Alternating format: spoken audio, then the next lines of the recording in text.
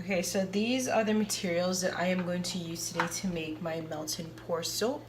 I'm not using any scale. I usually don't when I'm using the melt and pour because this is not something that I make to sell. I just make it for myself or make it with my niece or nephew just for fun.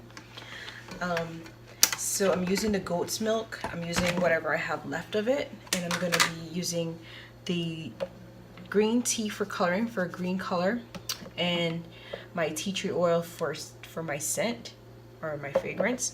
And I'm going to be using my mold here. And for the oil, I'm just going to use probably just a tablespoon of coconut oil.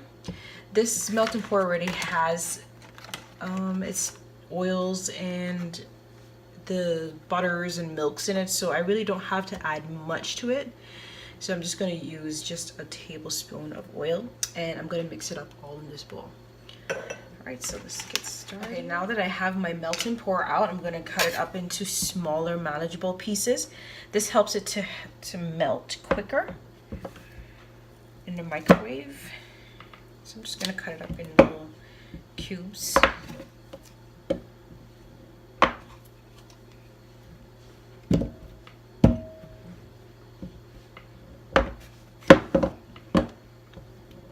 This process is a much easier process. It's quick. One thing I would say when you're working with melt and pour, if you're planning on doing different colors or layers of colors, you need to work quickly because the melt and pour dries or tends to dry quicker than you would be using the cold process or the hot process. I like to add my oils to it before it goes into the microwave.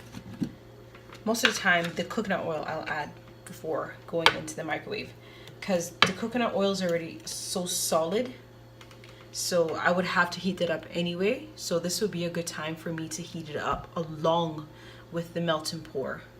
So just add that in there. So now we're gonna go microwave it and I'll be back.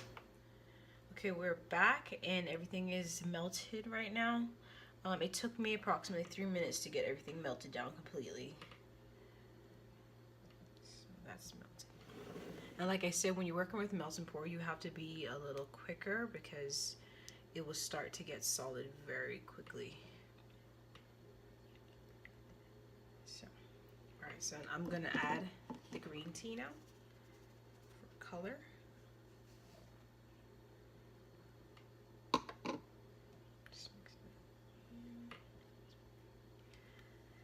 And if you find that you're mixing your additives in and the soap starts to get solid again, you can also pop it back into the microwave. I don't like per se doing that, but if push comes to shove and you're not finished putting your colors or your fragrance in, you can pop it back into the microwave, probably for like a couple seconds, and it'll melt back down for you.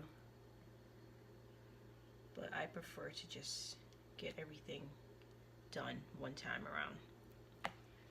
So you just keep mixing that in, get as much of the solids in there.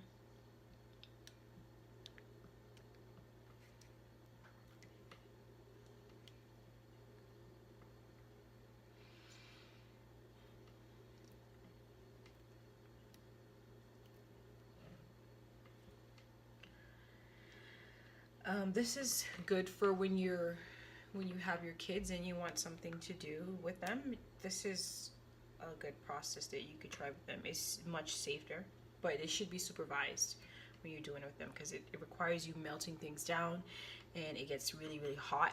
So you don't want them to spill it on them, but this is something that you can do with your kids. And also, if you are thinking about getting into soap and making your own soap, this is to start out with. This is good because this is when I started doing my soap. This is how I started out. I did the melt and pour first, and of course, like I wanted more. I wanted to be able to do more with my soap, so I decided to venture into the cold process and hot process soap. Okay, so we're gonna go ahead now and add some tea tree. What I noticed with tea tree, you don't have to add that much because it's very potent. So I'm just gonna use a cap of the tea tree. The cap from the tea tree oil. I just filled that and I'm just gonna add that in there. You don't want to add too much tea tree because it can just be very overwhelming.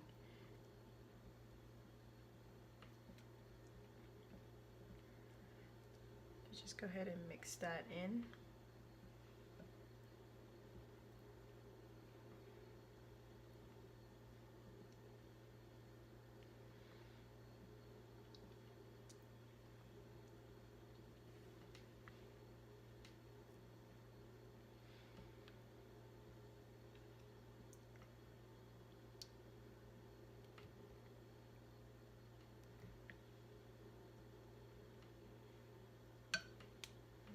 So I'm getting ready to pour it in. It won't fill the mold, but that's okay. I'm just gonna put it in there, and when it's done, I'll just cut it up into little soap bars, and just use it in my shower. Go ahead and pour that out.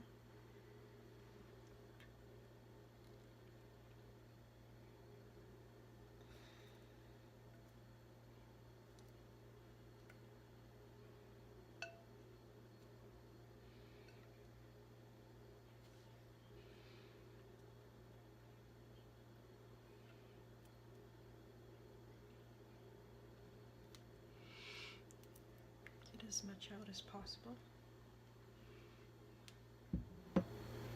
Okay, now after pouring your soap into the mold, you'll find that sometimes you'll have bubbles in the top. To get rid of those bubbles, you can use alcohol in a spray bottle, which I have right here, and just gently spray it over the top. You will see it'll start to take out some of the bubbles on the top, and that would just produce a smoother surface. All right, so now it's in the mold and we have sprayed it for the bubbles. We're just gonna wait approximately an hour and let it dry. It could be a little longer, but I'll check back with it in an hour and we'll go from there and cut it into little bars with our cutter.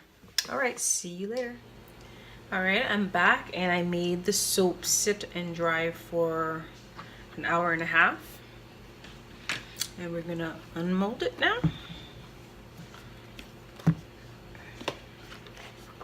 It's a nice solid bar. You can see the little pattern on the bottom. It's just like the solids that soak to the bottom of the bar of soap. So I'm gonna cut now. Like I said, I wasn't really measuring out the soap because when it comes to melt and pour, I really don't concentrate on measuring bar too much. I just put in the ingredients and just play it by ear, I guess you'd say. Right, so that's a bar right there. You can smell the tea tree in it. Just gonna cut another piece of that.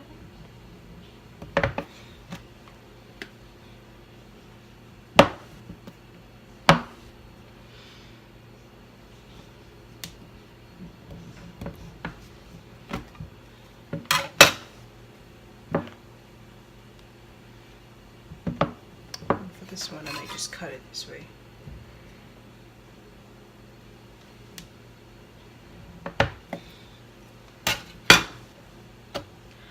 All right, and there you go. You have your soaps. And these ones tend to last longer. The melt and pour soaps last longer in the shower, whereas the hot process and the cold process soaps, they tend to go a little quicker. I guess because they don't have as much preservatives in them. So, and they don't have as much ingredients as the melt and pour base does. All right, so that is our soap. And I will put all the information on the materials, all the materials I used, and the ingredients that I used below. And you can find them on my website. Also, I have a blog on my website with all the materials I use. So that is it. Thank you for watching. Until next time, bye.